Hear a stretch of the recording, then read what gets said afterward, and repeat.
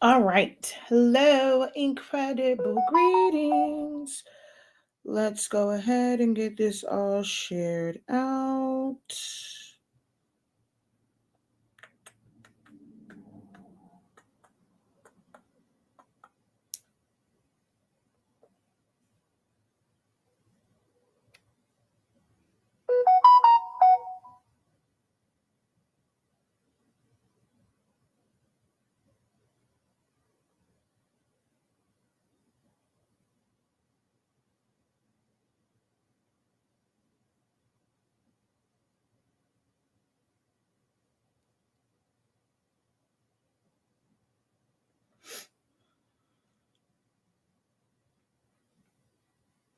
All right. We need to share this out. We need to share this out. Out. We need to share this out. Out. Share this out. Out.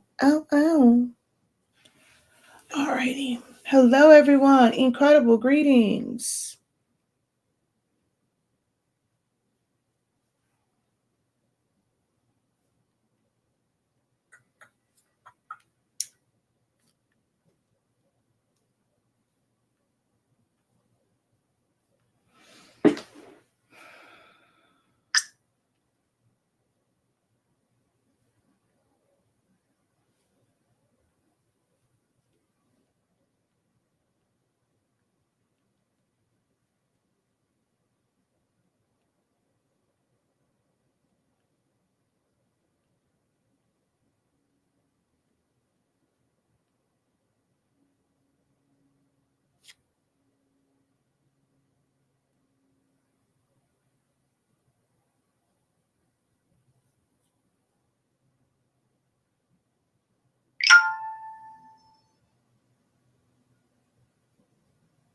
Hmm.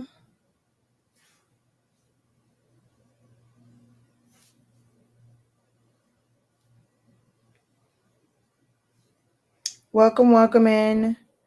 I'm just trying to share this out. So let's.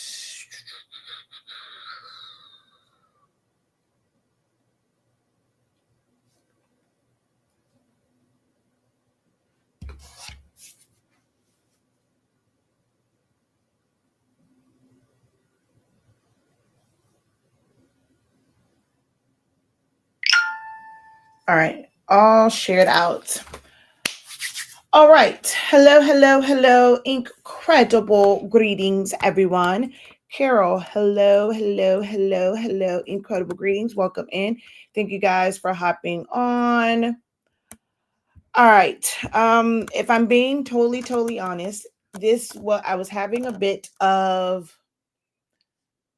an emotional morning. Okay. So I was having a bit of an emotional morning, and a lot of the times for me, coming live is a way to snap me out of my feelings. Because I work from home by myself, when I'm in my head, I'm a very emotional person. Like, I am a crybaby.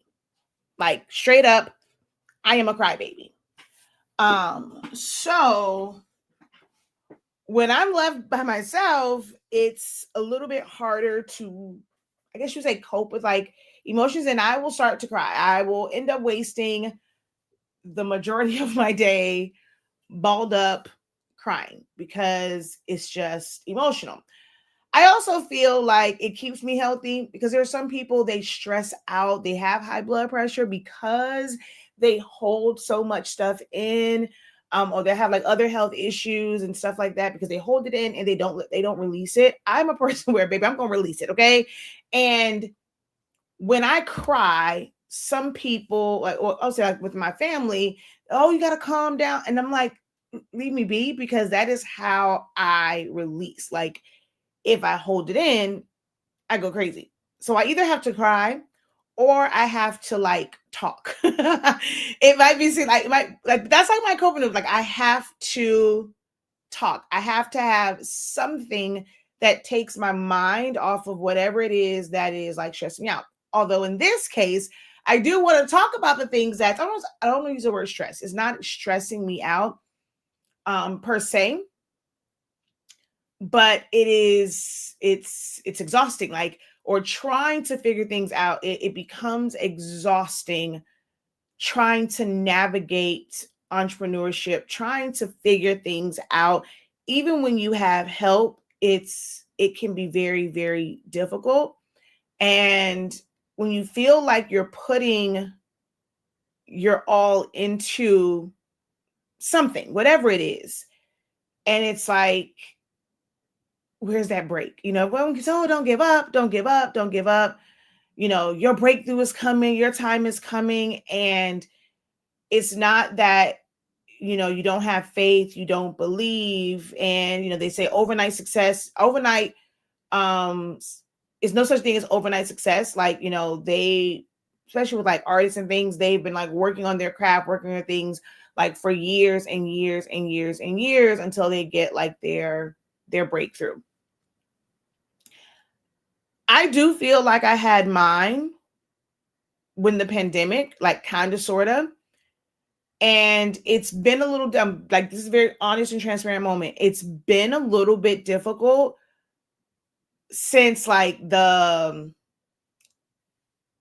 hype. And I don't want to feel like I was a pandemic success, because I had success before that. Like, I've been doing this for a while.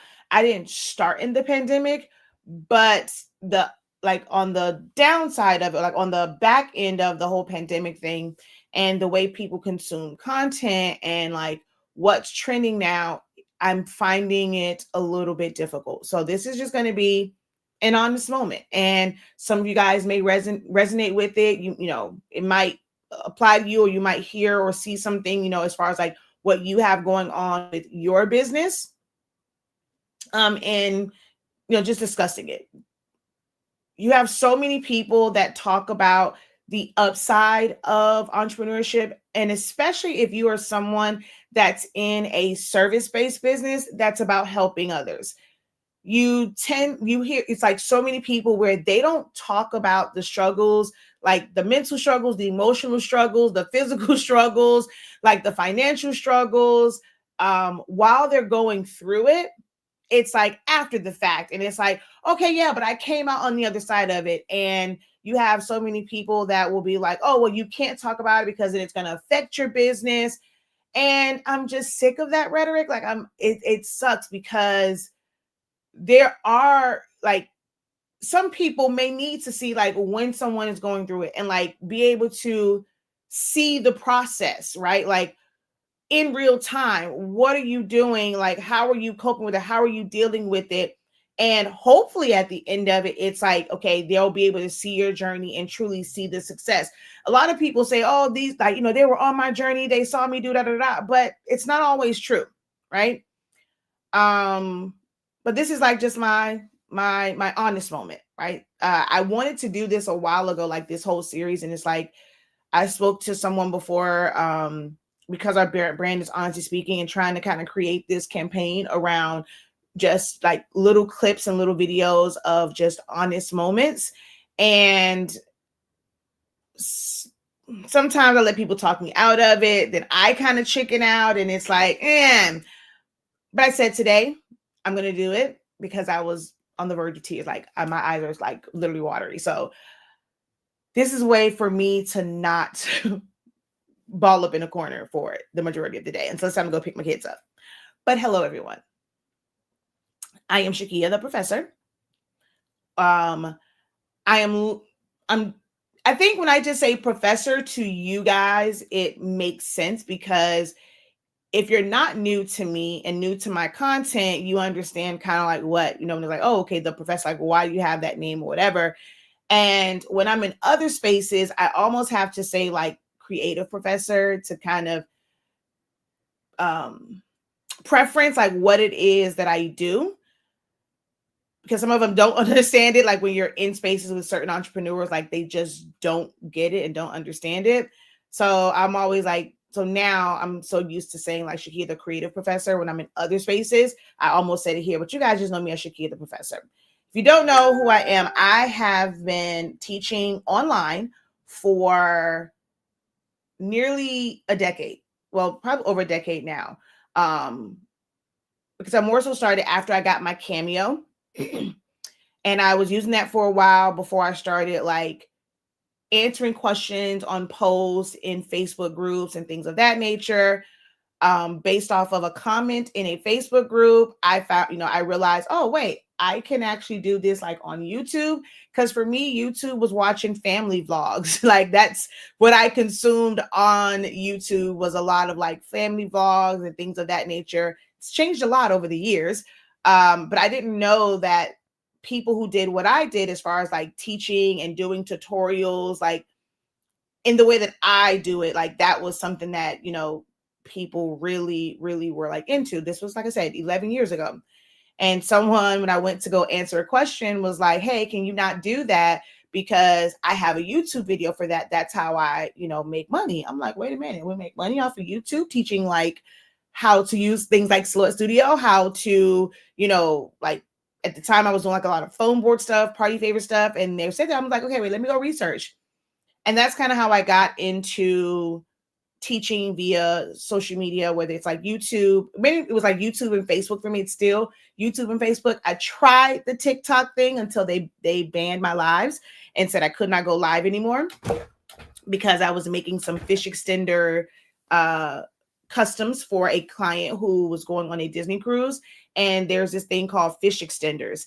And they put like these little, like you put, not say baskets, but like, yeah, like, I mean, like they put like little mini mailboxes on their stateroom doors, and you can either like pixie dust, or you have someone where like a group of people and you agree to exchange different gifts amongst like each other, like however many staterooms and stuff you have, like you're in a group with, or you can do what's called pixie dusting.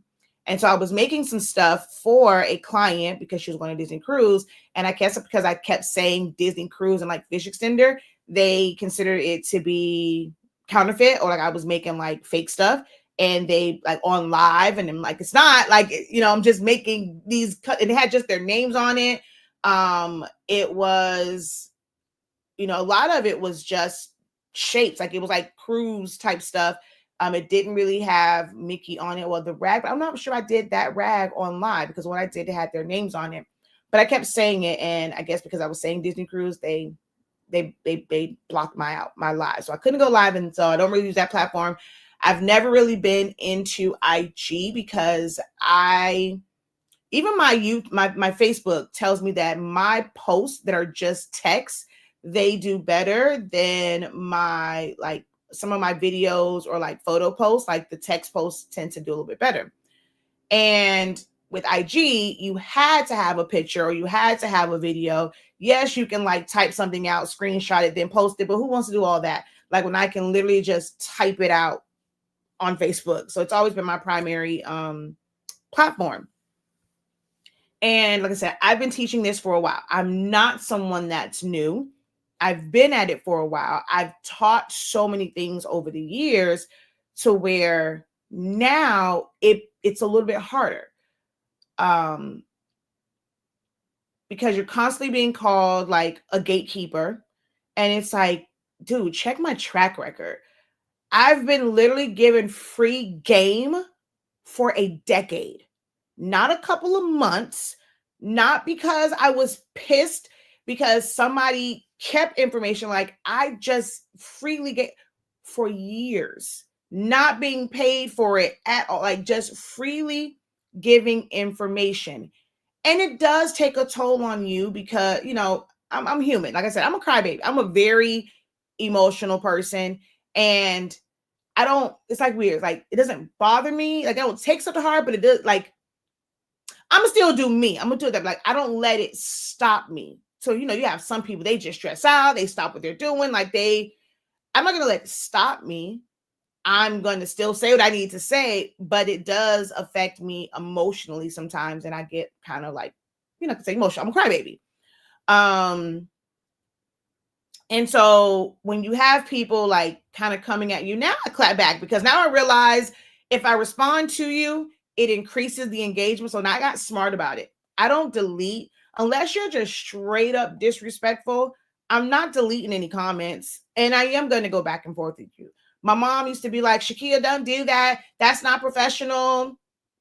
They didn't treat me like a professional when they came on here acting crazy. And it's like, I hate that because you have a business, you're just supposed to take the crap that people throw at you on social media, like these keyboard gangsters. No, sorry. I am a Gemini, and I like to respond back. Okay. I like to talk. So whether I'm talking through text or I'm verbally saying it, I like to talk. What the ones talk to me. I talk back. Yes, I talk back. Okay. And I've come to realize, like, look, good or bad, it's engagement. Those numbers go up. The coins go up. I work too hard to become monetized fully on Meta's platform to not talk back. So I kind of, like, my mother used to get in my head about that, my husband as well, like, oh, don't respond. Why not? I'm responding as much as I can, because if my goal is to provide information and learning, and yes, I would like more of that engagement, but if I'm being honest, the people that watch and that the information is for, you don't get a thank you, you don't get question. Well, I'm gonna say you don't, because I hate absolutes. It's very few, thank yous, or just like acknowledging certain things. Like some people say, like I get a lot of like, people will say like, something is nice and they'll comment and they'll compliment. But then there's like sometimes you go and like it's an actual like tutorial type things. There's no thank you for sharing, thank you for this information. Like people are going to literally take this information and either save money or make money from it, and they walk away and don't say anything. I try to put out what I want to receive back. So like when I'm on somebody's content, I'm going to give it a like. If it's something, I try to leave a comment for certain things. Like, that's just me, because I'm like, I want to put out in the universe so that I can get it back. I don't want to ever be like, okay, well, I'm expecting that from my audience, but I'm not giving it to the people that I watch. So I try to make sure I have something that I can either say if I am consuming someone's content that provides value or whatever. Even if I don't necessarily like in the craft world, some stuff is like, ooh, but I know what it takes to put this content out, right? Even if it's not the greatest, because I've been through the not the greatest moments, it's like about encouraging. So still kind of giving a like, and oh, that's cool. Or, that thanks for sharing, like the abbreviation for it. I try to, do that sometimes. And then there's times where I do it. I guess now they see that I'm in their groups. I get blocked. That's the weirdest thing. It's like when you're trying to support someone and like whatever they're doing, there's been so many times where I've commented on people's things, whether it's in a group or like their public videos, and they block me. And I'm like, look, I'm not the person that be stealing people ish. Like I can do all this. I'm trying to show you some love and support, and I get blocked. So that does take an emotional toll. And that does become very, very exhausting when you're trying to be a girl's girl, you're trying to be a creative, like a boss's boss, like, and you're trying to support. And I guess because there are people in this space and people are so afraid of folks stealing their ideas that they act like you're there to take something, baby. I don't mean to sound cocky, but check your girl resume, okay? A lot of this stuff that people are doing now, your girl been doing since before, before they even thought about getting a printer, a cutting machine, or whatever. Like I have been doing this well before I got my silhouette, baby. I used to work the hell out of Microsoft Word before it changed, and I can do some things in there. Okay, I had the privilege of starting this in high school. a lot of these adults are getting into this, like really, really getting into what you guys call crafting in the design space and creating things by hand, like more so like the design space, are just getting into this as adults.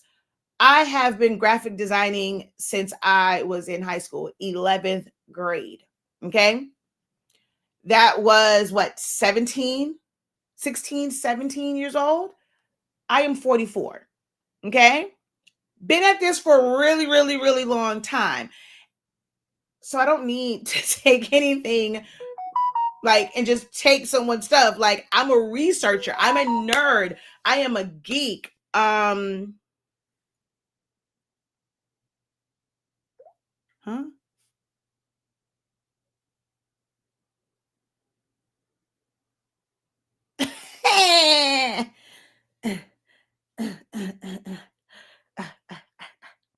My child is his mother.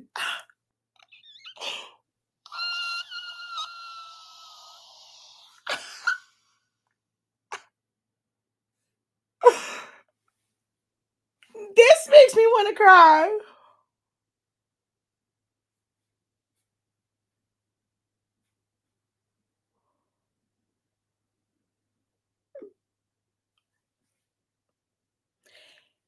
Okay.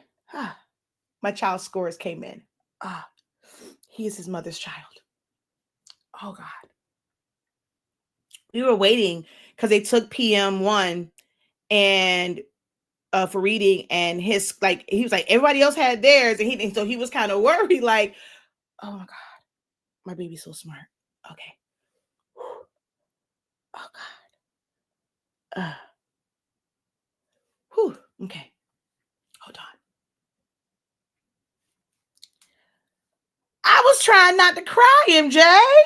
Damn. Okay. Whew. I'm so proud of him. Like, yeah. Oh. Okay. um. But anywho, yes. So look, even with that, right? So I took a graphic design class, like, because I refused to cut up a pig because I was in anatomy and physiology, and I wasn't cutting up no pig. So I ended up going into graphic design, and that's why I learned about like screen printing. I was screen printing. We were developing film like in a dark room. Well, I used to call it red room, like basically like the real world, like the official like phrase is like a dark room. You know, going through all of that, like seeing really large equipment. Me being introduced to sublimation was on a large format. You know, I'm like, I didn't get into this with the converted printers and things of that nature. And I'm not, and here I am thinking that my experiences and the things that I bring, like, they would help, like, they would be embraced. And constantly getting sometimes like hearing it, seeing people at one point make lives about it. When you go and you see like posts, because it's a lot of people that do it. You have dummy accounts, right? And you're able to see things from your dummy accounts, and people don't know, like, that that person's in there because it's a different name. And you're seeing people talk about you. Or I have people who rock with me so hard that they will send me a screenshot, and it's like, oh, she's a know-it-all, she's a this. I even had it's somebody who I'm really cool with. I don't know if she wants me to say her name. So we have a real friendship and relationship, but I'm also, in a professional capacity. Like, I help her in a professional capacity as a business strategist, as a business coach, as a business mentor, things of that nature. And she posed a question to me, and she was like, do you think people feel like you're not teachable? Right? Like, what would be the purpose of reaching out to you or collaborating with you or whatever, because you come off as like a know-it-all. And it kind of hurts my feelings sometimes, because it's not that I'm trying to be but I love learning. Like, I'm grateful that my children are that way, where I just love learning. I love research. Like, if I see something that sparks my, I'm not going to always wait for someone to kind of give me, I'm going to go out and I'm going to research it. It's so crazy because when we went to open house for MJ, and he's in what's called the Cambridge program, to where he'll get like a special diploma, like when he graduates, and like he wants to also do dual enrollment, get his AA, like his AA and all that stuff. So he, most of the Cambridge stuff, like when it comes to college, it's like research, it's like term papers. He has to write all these papers for these classes at the end of the year, and it's like research. And I keep like, okay, MJ, have you picked your subject yet? Have you picked your topic yet? Because I even want to like go through the research process with him for all of these papers. He has to write a paper for psychology. He has to write a paper for global perspectives. He has to write a paper for English. And then of course you have like your regular writing assessments, but these are like separate ones. Like, so for Cambridge, he has to do, I'm not sure if he has to do it for world history, but I know psychology, global perspectives, and his Cambridge English, he has to write basically term papers because they are college level courses from the UK. And I'm like excited about the research process. I'm like, can you please pick your topic, sir? So that we can get into this. But that's just been me. And it sucks. And it's exhausting feeling like you have to defend yourself. And I'm not gonna lie.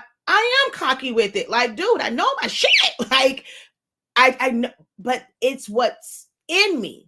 It's not that I think that I'm better than someone, but if you're not willing to do the work, like when it comes to figuring out this craft stuff, unlike a lot of crafters where they want to do this because they want to do this for financial gain, they don't want to mess up things.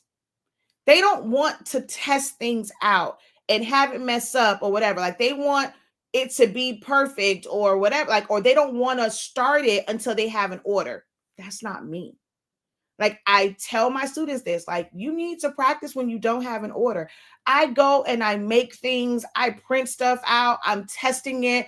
I don't see that as it being a waste of ink. Like, it's giving me that information, giving me that knowledge. When it comes to me charging for it, because I'm not waiting until I get an order to do it, I understand what the process is. I understand if it's a really time consuming process because the task is time consuming, or is it just time consuming because you don't know what the hell you're doing?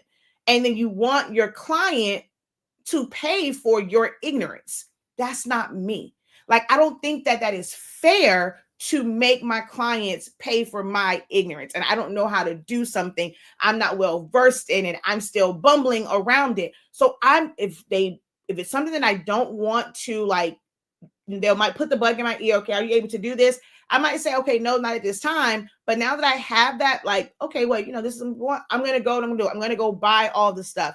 I mean, I remember starting out with events and doing like balloon columns and stuff like that. Like, my first couple of ones weren't that great. I mean, they were good, but they weren't that great because, again, I'm a visual person, like me watching it, and I'm listening for details and like not just blowing it up, knowing that your balloons had to be the same size.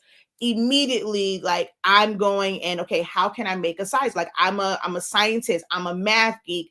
So even for my first couple of balloons, like columns, I knew that the sizes had to be the same size. Okay, how do I make a sizer? Like, I take a cardboard, and it sucked. It would take me forever because I didn't know then about having clamps and making the box. But I just knew, okay, I had to size this, or I'm going to spend time going and I'm going to look at it. I'm going to blow more air in it. And it took me forever, but the quality of it, it's like, whoa, this is actually close to like the people who've been doing this for a really long time. But that's because I'm always listening for the small details. I'm addicted to details, which can be a blessing and a curse. But it's like feeling like I'm being penalized because I'm willing to test, I'm willing to research. And then now, people are just being introduced to me, or there's like a lot of trending, like things trend easier now than when I first started because there are so many social media platforms. So when you see so many people doing the same content on YouTube, on TikTok, on Instagram, on Facebook, on Pinterest, like there are all of these different avenues for just crafters or just create like, hey, I just want to share this the same way that I started. It's just now there's a lot more people who are like, okay, this is not business for me. I just want to share what I learned, or I want to be able to share this so that I can build up. I'm trying to build up my community. I'm trying to build up my platform. I want people to know that I'm a subject matter expert. So they are in a position where they have to give out the free things. I've been doing this for 10 years. I know for the person that just came across me today, just came across me yesterday, last week, it's like, okay, well, you're saying you know how, I'm just using this example, you know how to do the pop-up. Well, where's the video? You're asking me for a video because you saw what I put out there. You know it looks good. It looks damn good. Okay, she might know what she's talking about. We want to see your video, but then wanting it for free and then not even helping, the coins on social media, making sure that it's shared out, making sure that, like you're sharing it, that you're liking it. And then people give me weird excuses. Well, do you think it's because they're in business and they don't want people to kind of see like where they're learning from? And it's like, you share all the rest of the bull crap. Why not? Like, how am I supposed to be able to move my business forward when people don't want to share it, right? So now it puts all this pressure on you, like as the business owner, to have to pay, like you're putting out all this amazing organic content, but it's not being distributed properly because people don't want to share it. So the only way for it to get to the masses is now I have to put more money into it to give people free content. Because when I say it's in a class, it's like, they oh yeah, I want to learn. And then you say it's behind a paywall. Now I was like, okay, no, let me go find the free stuff. It's exhausting having people constantly in your inbox and they want the help privately, but they never praise you and thank you publicly. It makes it so hard. And it's like, I have other things that I could be doing, but that's not where the passion is for me. And then when you think about like, there's so many, people that talk about the things that you're passionate, things you're great about, like turning that into, this, like, if you love what you do, you'll never work a job or whatever that saying is. And it's like, this is the part that I'm passionate about, like helping others learn this, but I can help, but be paid to help you. Like helping does not mean that information should be free. Then it's like, I have to deal with well, if it's so valuable, why are you pricing it so low? Because I also know the audience that I speak, that really needs this information, they may not have a lot of disposable income. I don't want them to feel like, well, because I can't pay, I have to, that whole saying that you get what you pay for. Because I can't pay a whole lot, I'm going to get the information that's not so great simply because I don't have a lot of disposable income. So I do try to keep it lower because my mindset was always about volume versus getting a lot of money for something like at once. Like, okay, let me service 100 people or 1,000 people and charge them $1,000 to be able to reach this particular goal, where I can make it more affordable, try to reach the masses. When I look at how I grew my YouTube, my Facebook page, my Facebook group, I have 3 YouTube channels. One is at 37. Even seeing that, like the decline, that's exhausting. Like having to talk to therapists and stuff about emotionally how that made me feel, and not being able to figure out why was there this dip in subscribers. Why are they not subscribing? Why are they not following? Because I go and I look at my analytics and it's like, you have all these views. From followers, it's a very small percentage. And those who are officially like non-followers, it's a really high percentage. Or non-subscribers are watching more, and then the subscribers are not really watching it. So what's going on? Like, is it people are still watching the content, but they haven't hit subscribe? Then I learned, don't worry about that. You're getting the views, don't worry so much about the subscriber or follower count. But views, if you don't know about how monetization works, views doesn't push the needle as much as engagement. Having people like it, having people share it out, having people comment, that actually pushes the needle more. So while views are great and people are like, oh, you should be grateful for this, that doesn't do very much. I have content that has less views, but it's made more money because that particular piece of content, people were willing to share it out, comment, react to it, like give likes or hearts and things of that nature. And because I'm paying attention to analytics, I'm like, damn, that's crazy that the reach on this was nowhere near this one. But you look at that little monetization, it's made me more money than this one that had 500,000 views.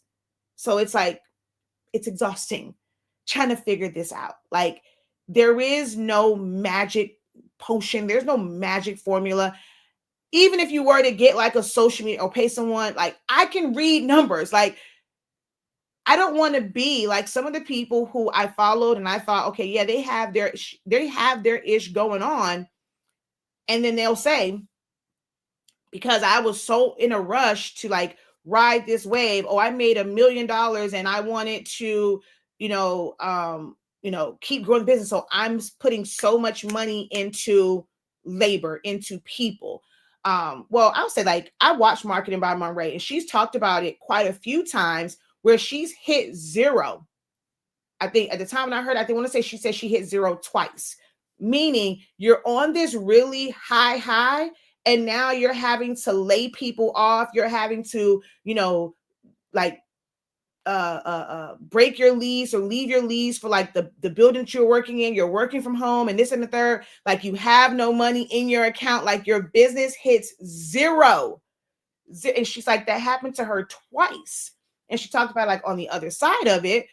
But it's like you see these people, it's like they're bigger than life. And it's like, man, you would want that type of success. Like, she had like the business planner or whatever it is. And hearing them say they invested all this money, people tell you like, oh, you got to spend money. Don't do it all yourself. Go get you with this person, get that person.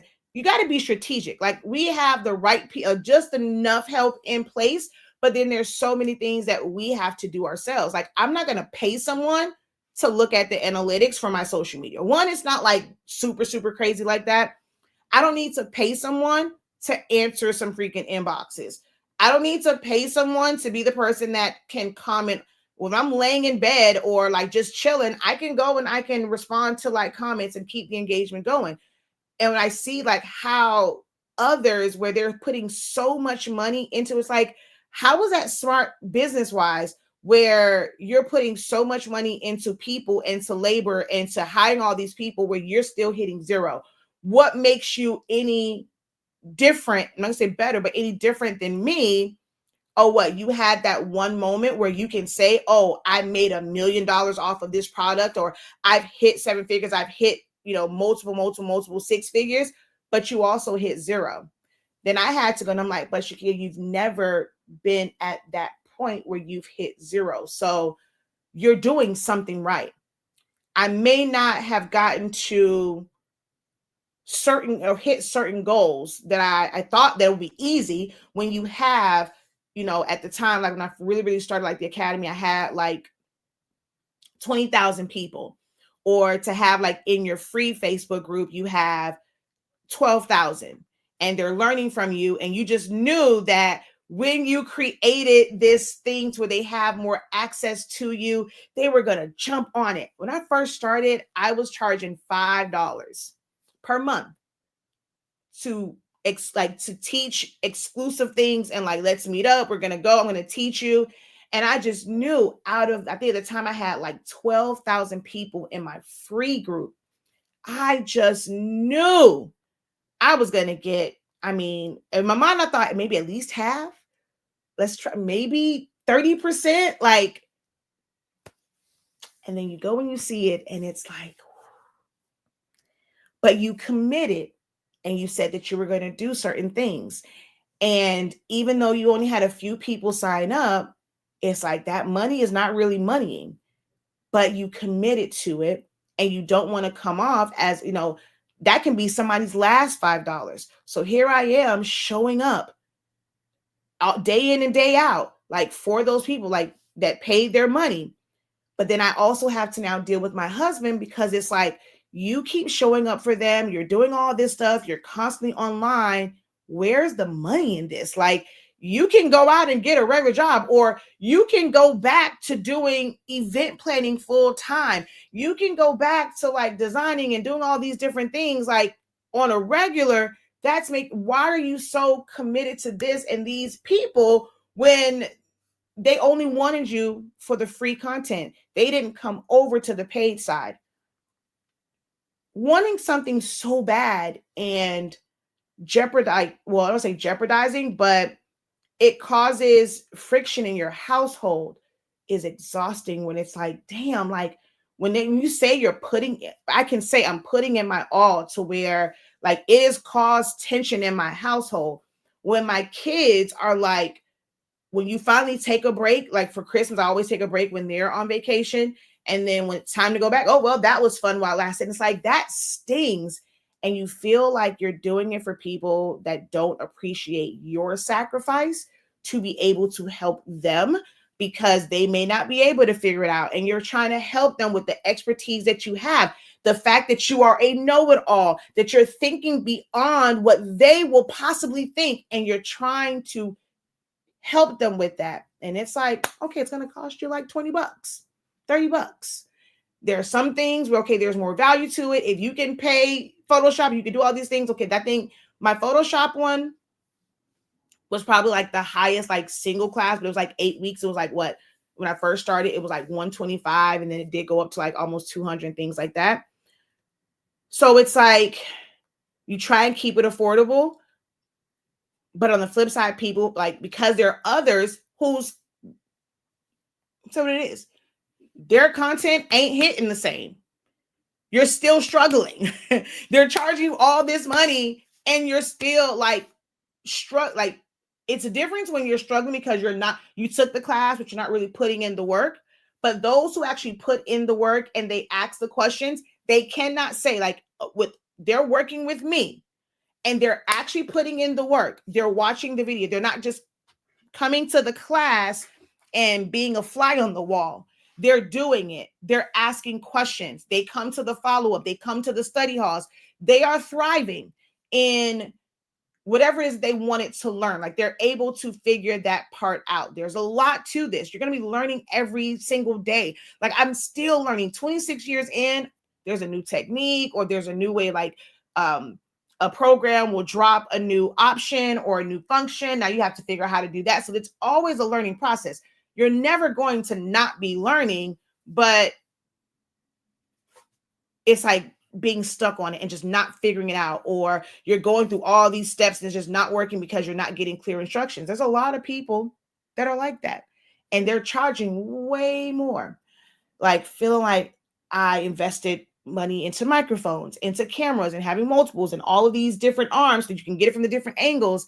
And you have those that they're putting a video out from a cell phone. They didn't bother to watch. They didn't even bother to wipe the camera.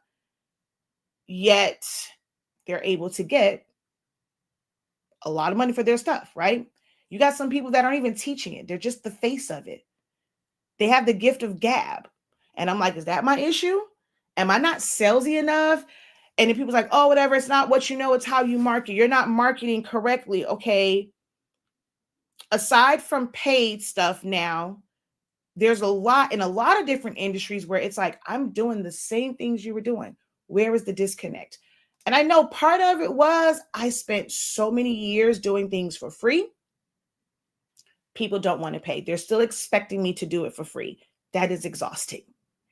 Then it's like, yes, I was share like I know part of it was I was doing a lot more of like showing physical things because when I first started, I was still an event planner and decorator, and I was creating a lot of things from scratch. Some of you guys were on this journey with me having Zion Imani and being pregnant. And so seeing me design the things for my gender reveal, for my baby shower, like all these different things. So I'm sharing all of that, like just as a person before really, really, really getting into like full on teaching and have the academy and stuff like that. So I know it gave me more things to show, but it is not easy. Trying to provide quality customer service to my customers for my custom items and doing those things, because sometimes the room is crazy. And when I did try to just share, then it's like, oh my God, your space is so messy. They're not going to want to watch that. It's like, you got too much going on. And I'm like, but this is how I work. Like, I'm not about to go and make this stuff pristine. Like, you want to see what this life is like. You want to see what it's like to have 30, like 5-6 orders that you are working on, because you're not gonna make money working on one order at a time. Like, that's not gonna happen. Like, sometimes I was working little by little on all these orders, like, trying to put it and systemize it, but it's like it's mess, and you're in a smaller space. It ain't gonna be this studio room that some people have, and it's like it's all clean because you ain't doing shit. You're not doing, sorry my French, you're not doing no real orders. You're just teaching. You're able to go and pull this stuff out, and then I'm going to put that away. And then there was someone that said like, oh, well, I don't do any of this stuff. I have my assistant. They go, I said what I'm going to do. They're going to pull all this stuff out, and then they're going to go, and then they're going to put it back, or it goes into this room, and then they put it back for, I ain't got nobody putting nothing away for me.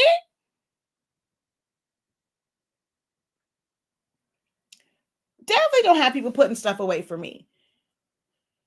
So when I was trying to do all of my orders, but then you have people inboxing you, you have people like, you're wanting to build it. So it's like, people are saying social media is going to be the way, like you got to get into it. So you're trying to build a business, but you're also trying to build up your social media. And now I feel like it's even worse for y'all now, because people's attention spans, because there's so much content and there's so much access to instant content, that how you have to present to really be monetized and the requirements to be monetized have changed so much, like now, than what it was like when I started. Like, it was a little bit easier to get monetized on YouTube than it is like now. It was a little bit easier to get monetized on Facebook than it is like now. Like, now it's like, how many real, like, you have to be willing to give out so much before you can get paid. Like, so it's a lot different, but you still have to put in that work. Content creation is like a full-time job. Even if you're not like, just to get it, like if you're wanting to monetize on it as well as monetize in your business, it's a full-time job. There's a certain way that you have to do your content when you have to constantly edit. I'm not a person that edits. I know that has hurt my reach, is I'm not editing. Like, this is free. The number of views that you have to get in order to make money on it, like, you're getting paid for every 1,000 views.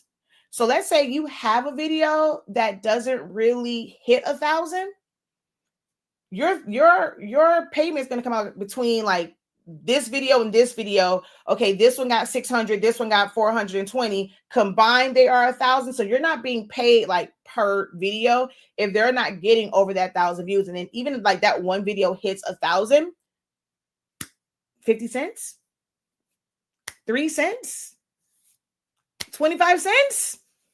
Like, and so it's like, I go back and forth. Should I go record this content, move it here, move it there, find this, edit it out? Is it worth it to do all of that where you're not guaranteed to make money from it? when my goal is not to get where my revenue is dependent on sponsorships, because sponsorships, that money can end. I'm not going to bank being able to pay my bills on getting sponsorships or feeling like, and then when I was doing it and the requirements, and sometimes they want you to basically lie. They don't want you to give the real and your honest opinion. I'm sorry. My business is called Honestly Speaking.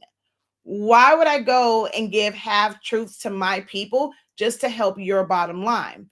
Then it's like starting to realize you have this reach, and people don't mind going and paying Epson for like $800 for a printer, right?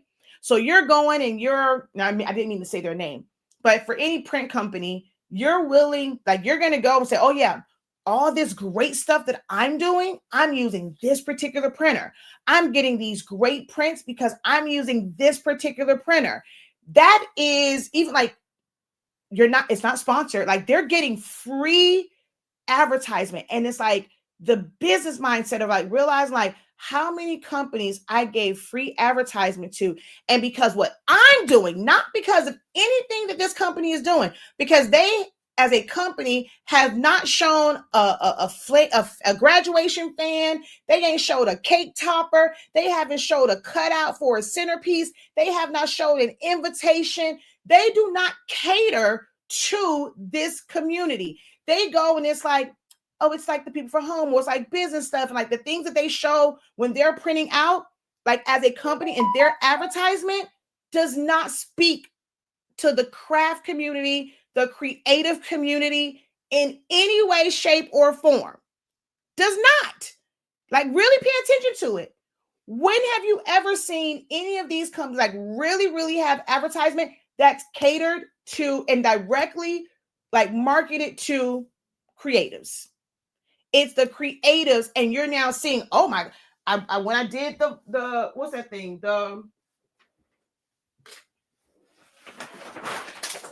I was showing this printing out. Oh my God, that's so amazing. What printer with this? Like, I mean, the inbox and stuff like that.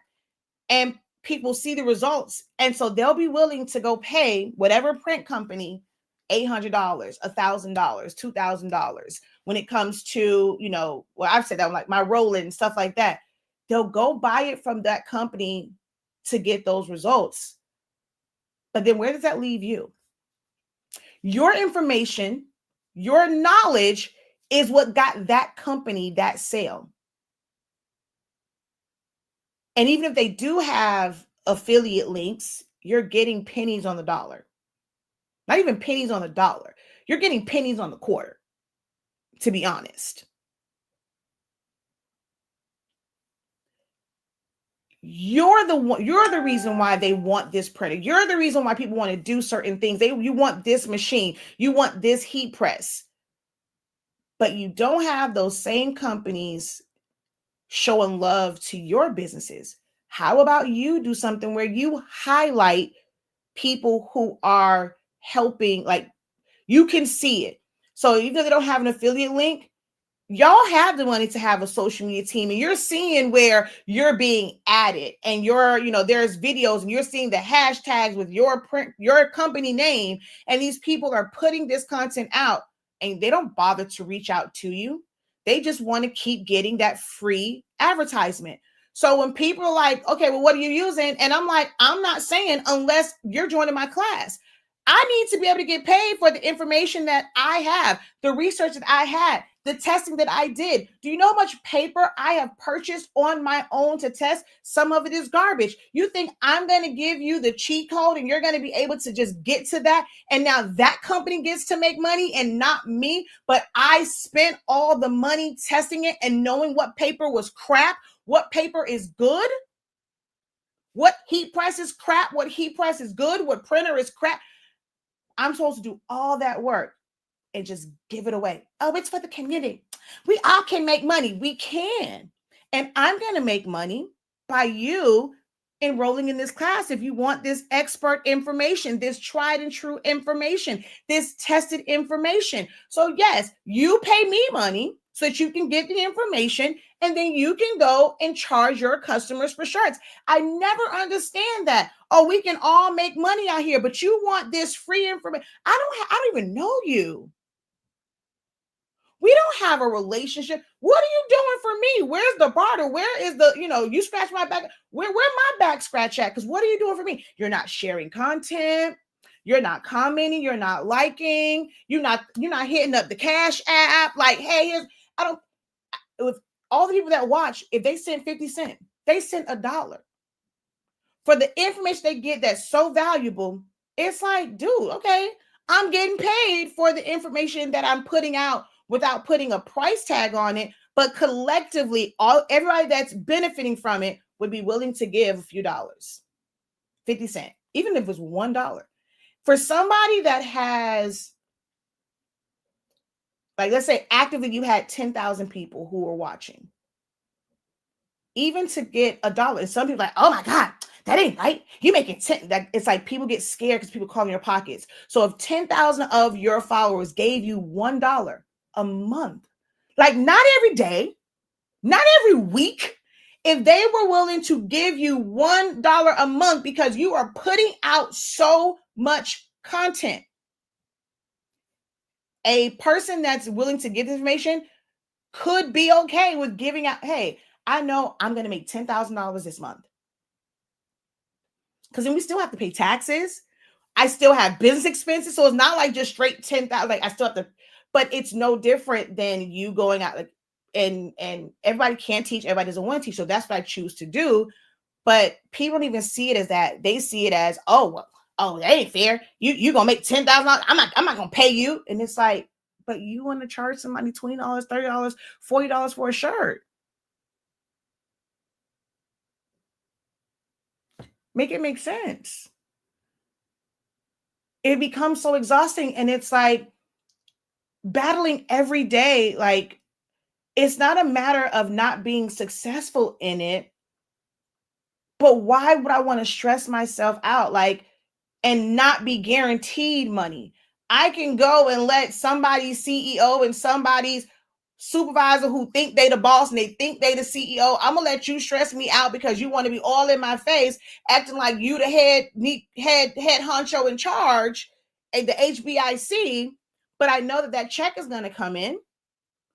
Sometimes it's like, should I just go do that? Because at least I'm getting paid to be aggravated. I'm getting paid to be exhausted. Like I'm guaranteed to be paid to be exhausted, to be frustrated. Where here it's an uncertainty. It's uncertain. So the back and forth becomes so freaking exhausting. And you contemplate giving up and walking away. Like, not due to failure, but it's like, is it worth it? But it's so worth it. It's gonna pay off. But it's like, dude, can somebody tell me when? Like,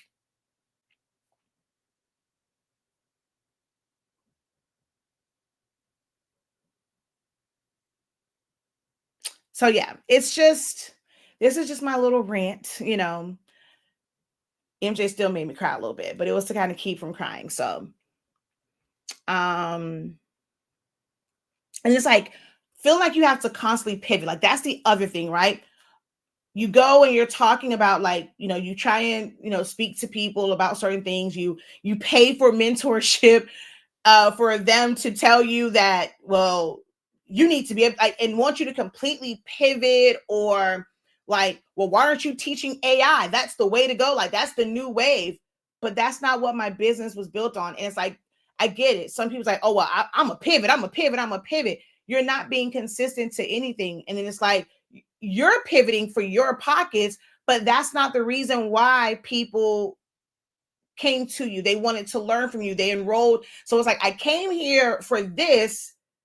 Now you're talking about something else. Like, I've been a part of groups, and now from outside looking in, where they started out teaching how to grow your business, like your creative business or your craft business, and how to sell it on, which the what's the word I'm looking for? Like Etsy is like the hub for all things handmade and creative.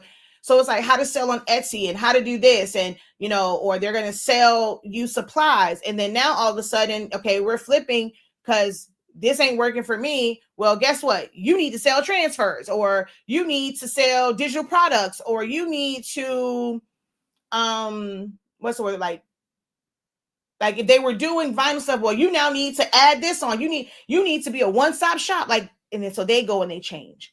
Then they go and they change to, okay, well, I'm not doing this. I'm going to sell you something that has nothing to do with why you were in my group, nothing to do with why you were following me. I'm going to sell you this other product because it's what I want and I think it's going to make me money. Then I'm going to switch from that. I'm going to sell you something else. And then I'm going to go and I'm like, okay, well, now I'm all about mindset. I'm not really about helping you with your crafting or whatever. I'm all about mindset now. I'm all about health and wellness. Or now I want to teach you AI. Well, before it was, okay, we're doing this program. Well, now I don't want to do that. My whole platform, you don't understand how hard it is for me because I love Silhouette. I think that it is one of the greatest creative systems. I don't think they do enough advertising and marketing to crafters and like just DIMers and things of that nature. Like their system really, to me, blows Cricut out of the water. I'm sorry. Like the program itself and the machine together. To me, they're the only system that has a complete package. Because not even, I love Caesar, love their products. I have a Romeo. It was given to me by the president, like, of Caesar. But even with that, like, I couldn't get into it because the program is lacking. And like, they knew it too. And they said it. And it's like, they're still building on it. They're still doing certain things. But it's like, I can't slow down.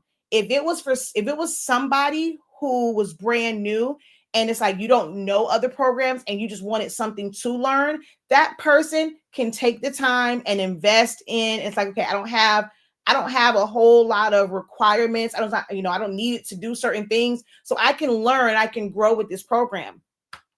I wasn't that person. Like that slowed me down trying to learn that software because it was limiting. Same thing for Cricut. It's a lot of people. People love my style. They love my I do, we do, you do. They love the fact that I'm going to break it down. I'm going to explain to you why this mistake happened. This is where you missed a step. Love that. They want me to teach it for Cricut and Cricut will probably provide more support. But for my needs, what I could never do on Cricut Design Space, or there's no designing this in Cricut Design Space and printing it out. Why is this one here? What was wrong with this one? Oh, this is the one where the color shifted and you could barely see it. So, but Cricut could never do this. This is designed in Silhouette Studio, printed directly from Silhouette Studio. If I'm doing stuff like this, why am I going to Cricut? I could never print directly from Cricut for even a time. That is crazy. One of the simplest things and basic things that people get into sublimation for is, tumblers. You cannot design and print on 8.5 by 11 from Cricut Design Space. So why would I take the time to learn it? But it's like people telling me, oh, that's your fault. You don't want to pivot. You don't want to go where the people want. You're not giving the people what they want. They want to learn Cricut. You need to teach Cricut. You need to teach AI. But they still need to know how to put it together. Like, have you seen the AI stuff that people have? And then they're asking the question of, okay, it gave me 8 fingers instead of 5. It put a foot in my stomach, on my stomach. How do I fix this? Well, I did it like this, and I really like this one. I tried to do it again and tell it that I didn't want it to be purple and yellow. I want it to be pink and yellow, but it gave me a whole new design. Okay, but I like this design. How do I make this one pink and yellow and not purple and yellow? Oh, AI can't do that for you, huh? And give you the exact same thing. Oh, we look at all these prompts and it's like, oh yeah, I got this. Do you know that the more a prompt is used, it keeps deteriorating, and like the results gets worse and worse and worse and worse and worse because it's trying its best to make it very different. It's never going to give anyone the exact same thing. So if so many people are using the same prompt for these visuals, guess what? You're eventually going to get horrible results. It's not going to look anything like the first person that did it. But then when you go and you say that, oh, you're being negative, you don't know what you're talking about, oh, all these, until they do it, and then it's like, oh, professor, okay, well, if you would like to go ahead and book a one-on-one session, our one-on-one sessions are $53.65 per hour. But I just never quit. $53.65 per hour, because there was a class that I had that was $20 some an hour. I mean, not 20, it was $20 to attend the class, $23.65, $25.63, $30.65. Well, you decided not to take that class. You wanted to go learn from whether it was free or from whatever, and they just gave you this prompt, but now they didn't fill in the gaps, like especially with this whole pop-out situation. But you think I'm supposed to be your bailout, your savior, because, oh, she's just so nice, she's so sweet. Oh, the professor, go. And I love you, y'all. I appreciate the support, but don't tell people to come over here for free. Oh, well, this person, go to her, she'll be able to help you. You expect me to help them for free? Not gonna happen. And I'm okay when people say pivot. I will pivot to where I'm not gonna constantly give away information for free. I've been at this for 10 years. Go look at the old content. It doesn't have to be brand new for it to. My content is still relevant. I promise you can go look at one of them videos from 10 years ago. Look at the very first video that I did. Follow that in Silhouette Studio with the new one. And I promise you it's still going to work. I promise you. I challenge you to go look at the very first video that I ever dropped. I guarantee those same tools and functions, even though the screen looks different, you're going to get the same results. It gets exhausting. And I contemplate every day, not like walking away, not due to something not being successful. We were able to, like, from all the work that I put in when the pandemic happened and my husband was laid off from his job from the arena, boom, it kicked in. We dropped a product line. And then even with, like, I love our product line. Like, it's hurting me to know that I have what to me is like one of the dopest products out there. But we were making money, but to pay bills, we were able to take care of our household stuff. I'm able to make sure that we're able to pay business overhead and things of that nature. It does limit, an excessive or having a lot of money for certain marketing and paying for ads and things of that nature. So when it comes to the product, I've spent so much money on blanks where I'm doing the examples of this is how you do a tumbler, this is how you do a shirt. I don't think there's any blank that I have not done a video for. And I'm showing exactly how to do it. And using, you want to show our paper, it works in 30 seconds. That got exhausting. I can't keep doing that. And I just have this stuff, like I have a garage full of things that I wasn't actively selling things. I'm making it based off of what other people need. Like what my community's like, oh, well, how do you do this? Oh, this design, they want to see that. That's not something that's popular here for me. People here didn't care about the whole stainless glass like look when it came to AI and creating those, but I created a bunch of tumblers for it just to show that process and the whole cover up and this, that, and the third, but it wasn't something that would necessarily sell for me here. Then it's like, to be able to sell it, I now have to take the time to tap into a new audience that does like Highland cows, because my audience, and the people who I service for customs locally, they don't care about no damn cows. But yet I did, a video on the cow, like to be able to help somebody in the community. But now how do I go and get rid of this thing that I made? Like those were the foolish, I feel like sometimes I feel like these were the foolish mistakes that I made in business, trying to help too much. Sometimes I wish I was a little bit more selfish sooner and made everybody pay for stuff, even if I was just figuring it out myself, because there's so many people, they'll go and they'll preface it as, oh, let's learn together. And people are just eating it up, eating it up. We're going to learn.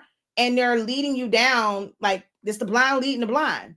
But, oh, they just so helpful. That's what I'm talking about. That's why I love you. That's why I love this group. You always making sure you're not no gatekeeper. You gonna they telling you they don't know what the hell they doing. We're going to figure this out together.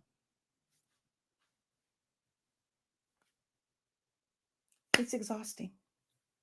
It's exhausting. It's exhausting. And I was having just a whole little breakdown moment, which was kind of weird because it was like good and bad, right? Because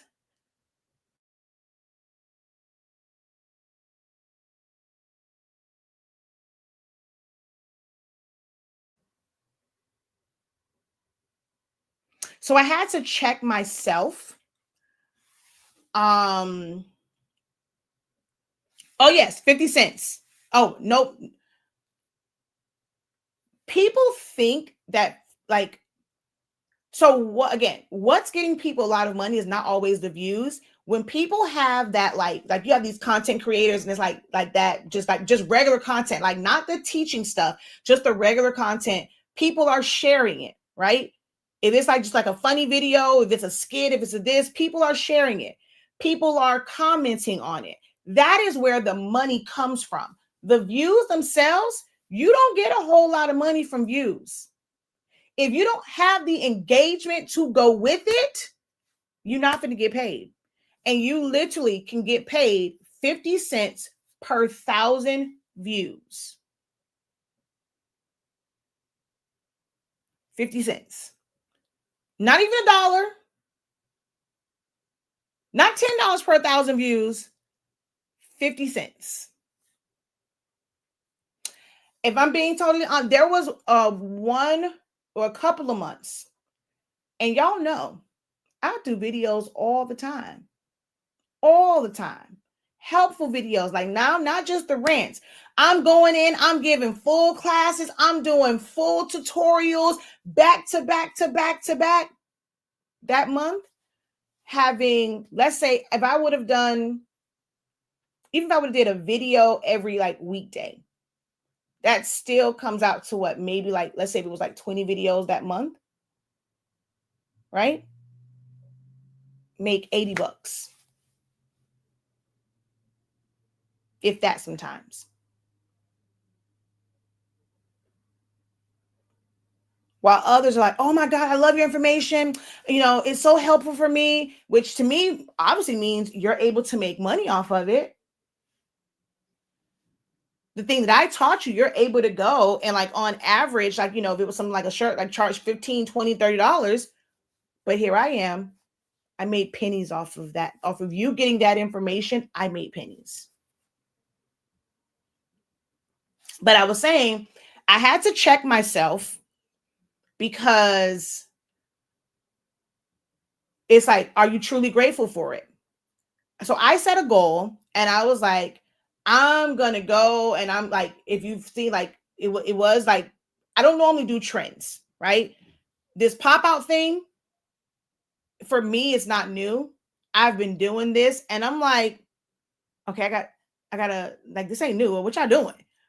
But I had to get it like, okay, it's not new to you, Shakia, but it's new to a lot of people.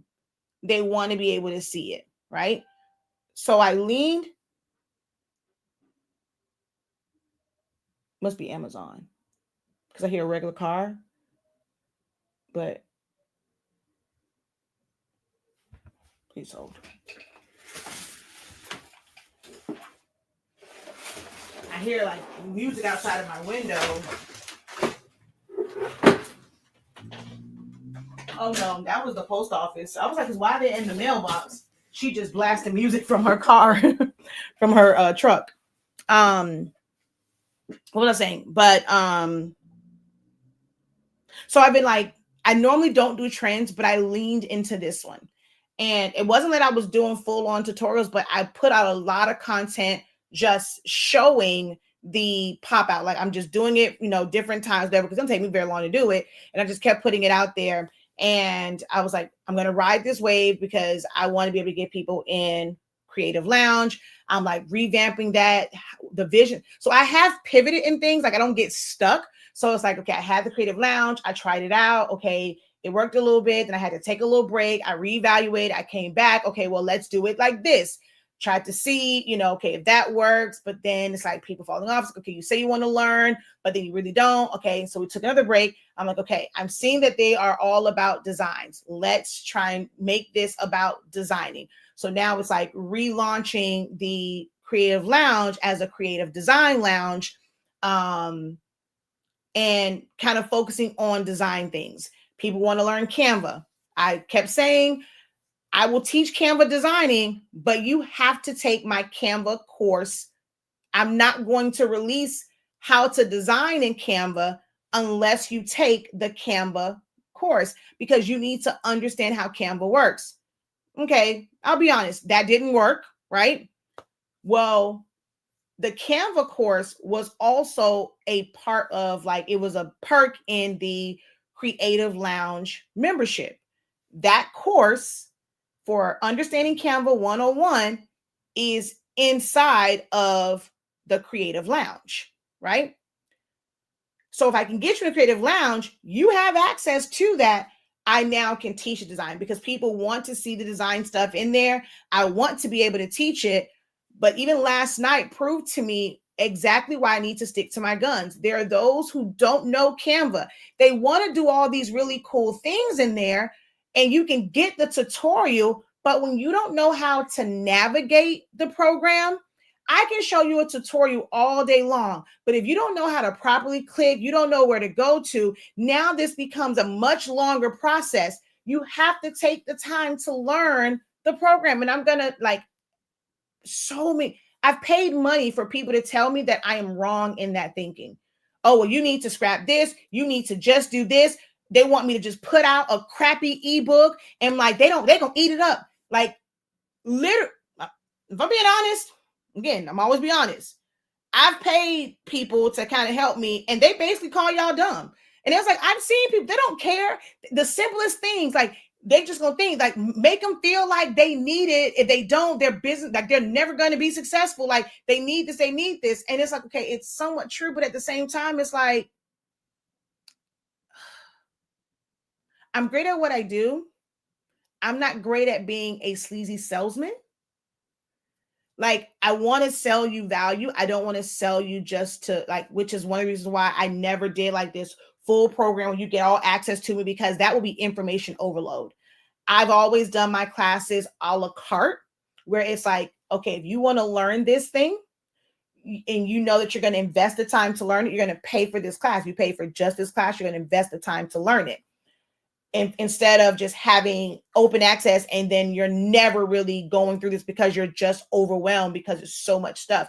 Okay, well, let's sit down and figure out what is it that you need to focus on. But anyway, I have been intentional with riding the wave of this trend of pop out, even though it's not new to me. I'm not like super excited about it. Like, oh my, like some people, like, they're excited. They're doing all these videos because it's what's trending and it's new to them. It's not new to me, but I had to check myself with that. And it's like, okay, well, just present it out there. Like, it's the greatest thing ever. It's what's trending right now. If you want to learn what's trending, okay. So I end up putting it in there. I saw the increase. My original goal, well, it's not the original. My goal is to average 3 new enrollees every single day of the month, right? And then at first I was like, okay, well, can we, I was like telling myself, like, okay, let's just do at least try and get 3 new people Monday through Friday. Cause on Sunday, I don't really do a whole lot of advertising. On Saturday, I don't really do a whole lot. So I was like, okay, at least Monday through Friday, like, let's try and get 3 new people every single day. Cause everything I do 365. If you've been in my creative business, my framework is 365. I do 3 cores, 5 essential, 3 cores, 6 essentials, 5 mistakes, like in everything that I teach. And so everything for me is 365. So I was like, okay, I want to do 3 per day for the month of September. I wanted to do 6 for October and 5 for November. And I was like, but girl, why would you go? And if you can get 6, why would your goal then be just 5? So I had to flip those numbers. So it's like my goal is to get 3 per day for the month, 5 per day next month. And then the following month, I want to average 6 new enrollees per day. So I'm like trying to roll out. I know that I need to work more on my email marketing, but I got to be able to do something because I pay Klaviyo $125 a month and I get like an open rate of like 5%. Like, so it sucks. So it does feel like I'm throwing money down the drain with my, like with the emails, because I don't send out enough and I don't bombard people. It's people that always say, well, you can't think that way just because you don't open up your emails. I had to literally get a whole new Gmail and I had to start using a new Gmail because my primary one, it's so much stuff in there and I haven't had a chance to clear it out from like emails, because Gmail changed it to where you now are limited. And even with your emails, if you're over that amount, they don't drop emails to you anymore. And that one was so full with spam. I'm not checking for this. I look for emails for the stuff that I want. I tried to be intentional about emails and not just send a bunch of stuff out just to send it out. I wanted it to be valuable when I dropped oh, thank you. She said, don't forget about Facebook peeps. My bad. I always forget that I have to, thank you, friend. I always forget that I have to look at my Facebook page in order to see comments. And I did, friend. My bad. Luckily, it just went off. And something told me to look down at my phone. There's quite a few comments over here. My bad, y'all.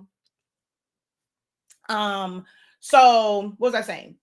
Girl, you just threw me off. What was I just saying? Crap. I hate that happened. What was I just saying?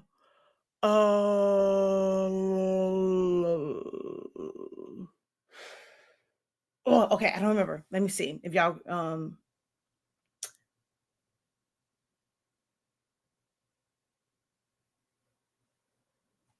Amazon delivery is the ice cream guy for adults, right? I also started in high school. I grew up helping my grandmother with her screen printing business, cutting vinyl, pressing shirts. And I'm 27 though. Okay. Investing the time is key. I'm gonna just go through these because I lost my whole train of thought. And it'll probably come back to me. Some of them have definitely learned from me. I hear that a lot, that people say that groups get mad when they tag me, and I'm still like, that is one of the things that keeps me up at night. What did I do? Where people cannot, and I'm always so grateful when there are groups that will tag, like people tag you, or they will be like, yo, this person's dope. Like Posh Design Group, like she did that, like she did this whole spotlight. And when she went and said, like, she gave us a shout out and she came on one of my posts too. And she was just like, hey, we stick to this schedule, but on Thursdays you can post this. Go ahead, post about your print and cut workshop. Like that, man, I cried about that. Like I went to my husband, I was like, oh my God, like she said I can post in the group. Like, because so many people tell me that when they mention my name, and I'm still trying to figure out why. What I know, like learn me for me, like get to know me. And I know a lot of it is when all of the drama happened with that other ink company. It was some drama at one point with the summation paper company, but that's been squashed because we realized what the root of that was. And I'm, definitely cool, with that summation paper company. The other one can kiss my never mind. But it was like, but that one wasn't really the source of the drama. It was mainly those two that, people regarded as like the leaders in Black sublimation. But all that drama happened and people were blaming me. And it's like, oh, how could you do this? No, how could they do that? Like, if y'all knew the issue, they said to me, like, to have somebody tell me they're praying for your downfall. Just know that when you do, I'm coming for your neck. Like, literally, those are the words that were said to me. like that you are going to do everything in your power to make sure that I don't succeed. Like, damn, is that serious? Like, you want to square up? Like, golly. That made it where it was really difficult. Like, there were some of these groups and they were loyal to those people and they had their own groups. It's like, nope, you can't mention her name. But others, I don't understand why.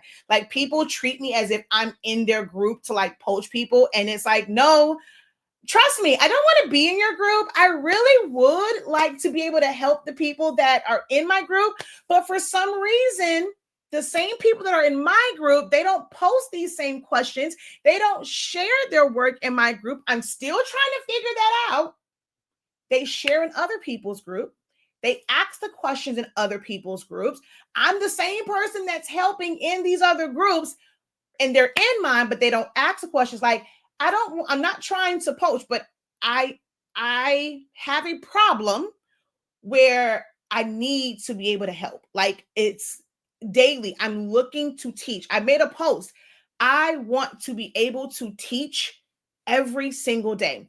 That is what I want my business to be known for. I want 365 Creative Academy to be a building that people can walk into. I want to teach this. I want to be one of the instructors at my school, like to have other people come in and teach, but I want to be able to teach. That is all I want to do every single day. I want to be able to help someone who is struggling, who is frustrated.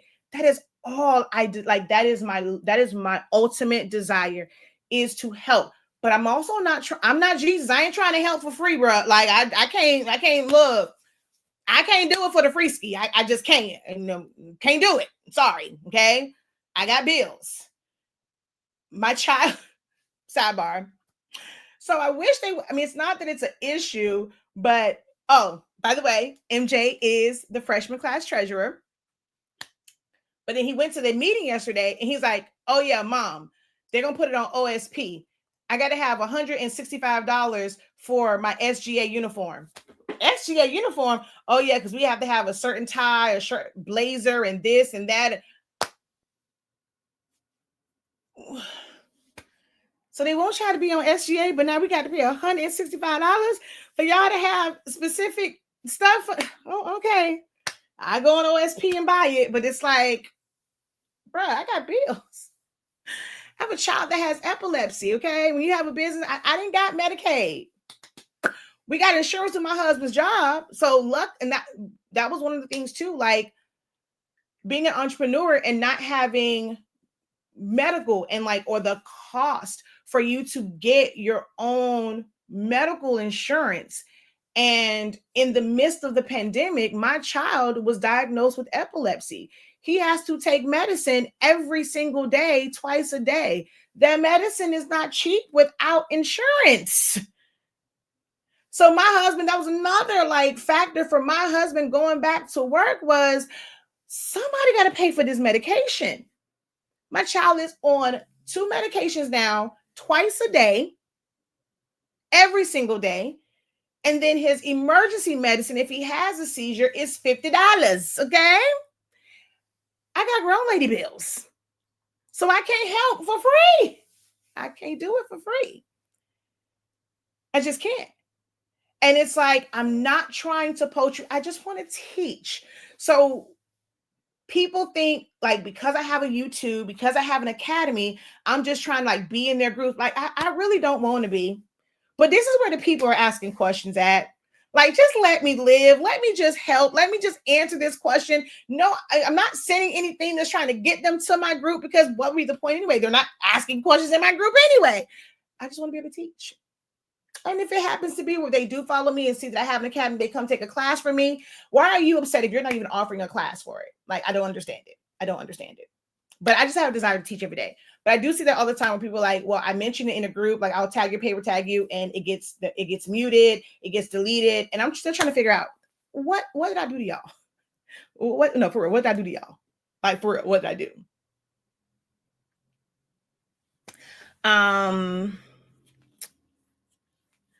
You not only teach Photoshop in the class, you took the time to show how to use Photo P, because my computer couldn't hold Photoshop on it without it crashing. Exactly. I mean, even college athletes are getting paid for their talent. So why shouldn't you benefit from your business? Exactly. You're right about that one. People need to shift their mindset like you're shifting your business. Good morning. Chiming in with this quick thought. In my opinion, it's a bait and switch tactic. Build a big community based on free, no gatekeeping content, then gradually begin charging. It does sound exhausting. The community is built on, okay, saw that part. Again, just my opinion. No, it's not fair, but it's fake it till you make it. It's fake, but this fake it till you make it culture sucks. Pop out is an old design style. Only non-creative people think it's something new and exciting. I'm not going to say non-creative people. They just haven't been exposed to it. There's a lot of people that have gotten into this creative space just, in their adult life. So they haven't seen it. Like there's so many different techniques that people are not exposed to. So I'm not going to say non-creative people, because if you're not immersed in that world, then you're not going to know. There's a lot of things that, I don't know about other things until I got into that world.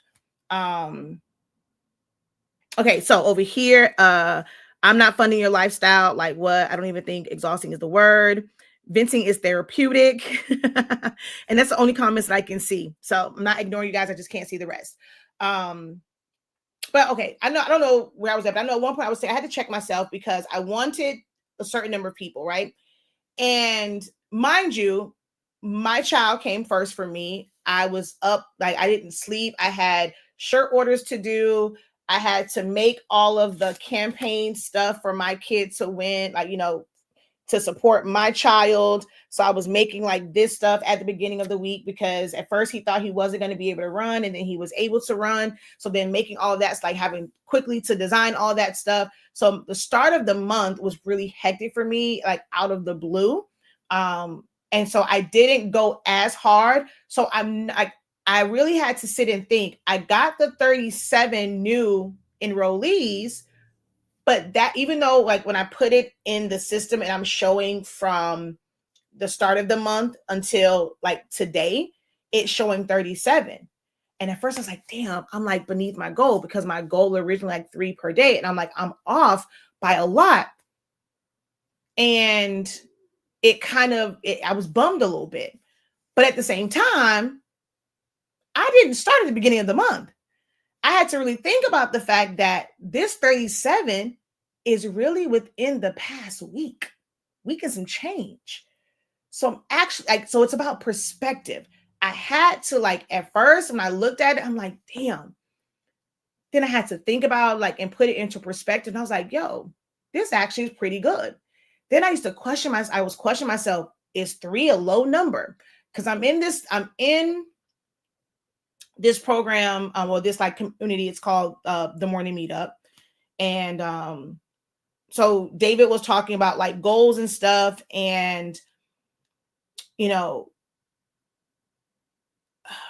sometimes I don't speak up because it's like, if I was to say, okay, well, my goal was just 3, like, sometimes they'll respond to people and it's like, oh, well, just 3. Well, why can't it be more? Why can't you do 100? Why can't you do this? Oh, you're making your goal too small. Like, you're not going to go after it if it's not big enough. And it's like, if I can't put the same energy into getting 3 as I would trying to get 300, then I'm doing it for the wrong. I feel like I'm doing it for the wrong reasons.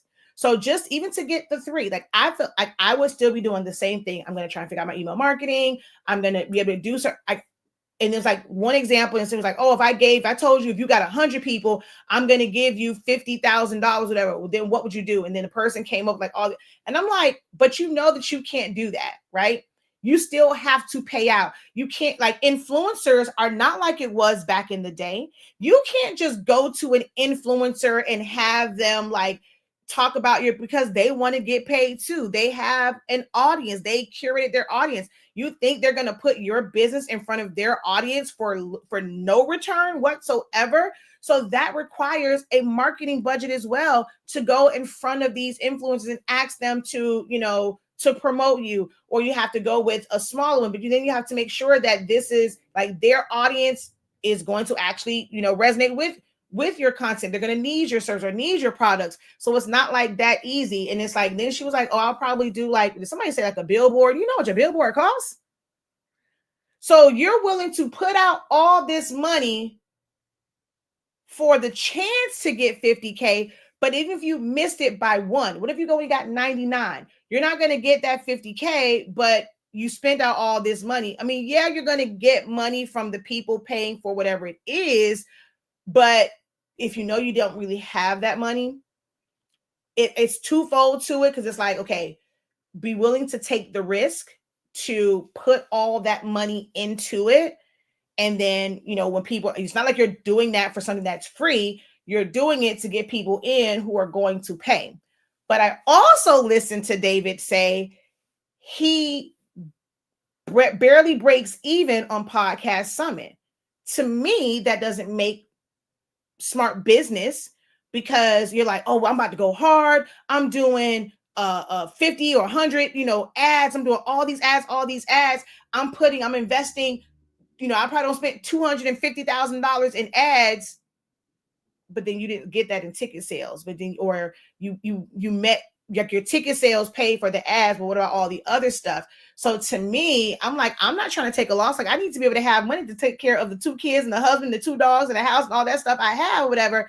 Like, that doesn't make sense to me. And I'm like, is that why I'm not where I want to be at? Like, for some people, is it this thing to just say, oh, I spent this amount of money? Like, is that a flex to say that you had that kind of money to spend? Or like, is it this thing to say, okay, yeah, I made $100,000 or I made $200,000 off of this event, but your expenses left you with $5,000 profit? Is that make sense? Like, so I struggle because I'm in these programs and I'm like, am I the dummy? Because the math ain't mathing for me. But am I the dummy?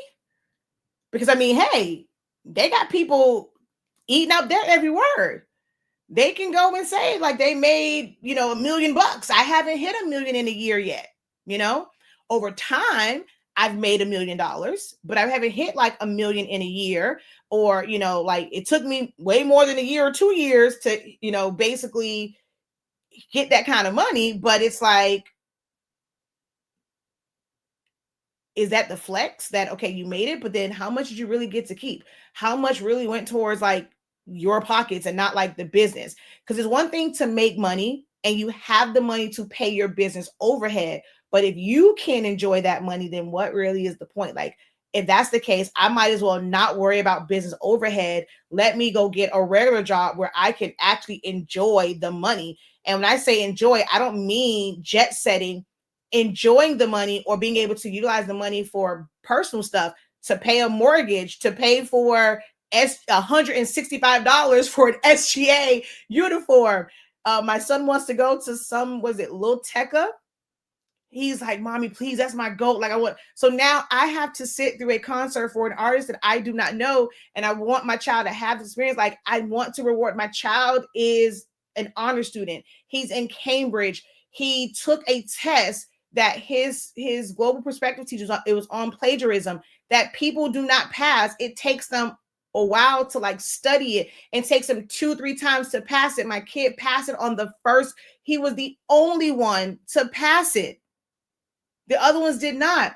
So why would I not want to reward my kid? He's asking like to go to his first concert. So if I don't make money to be able to let my kid go to a concert, Zani Mani wants to go to every Monster Jam thing that comes to town.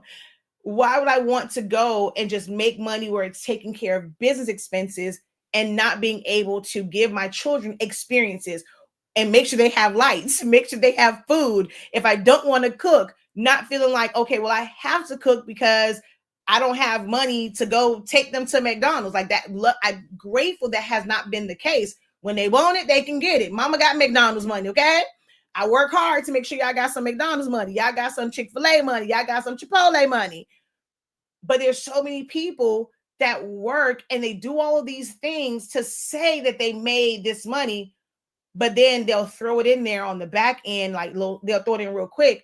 Oh, but my business overhead is this. Oh, I have to make this because I'm spending all this money into the business. Why would I work my behind off just to pay for the business? I might as well go get somebody a job where I can pay my bills. It's exhausting. This is not easy, guys. It's fulfilling. People got mad at Tabitha Brown about go get a job.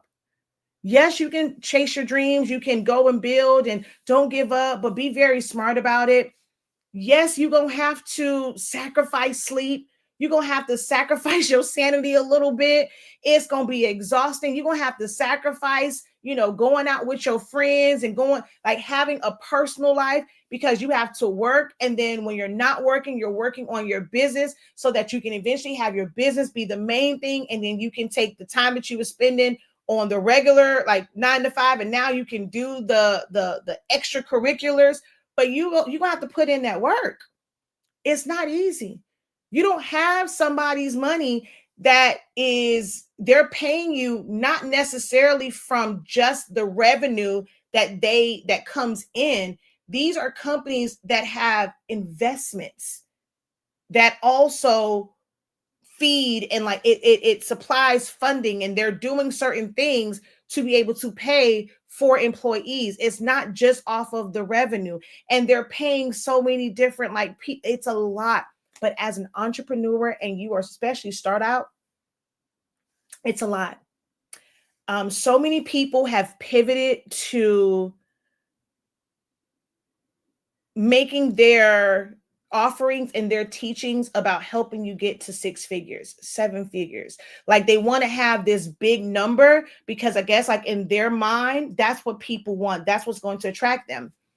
Part of mine, which again, like I'm a little bit behind, is the messaging of how I started. It's the message that I have preached since day one.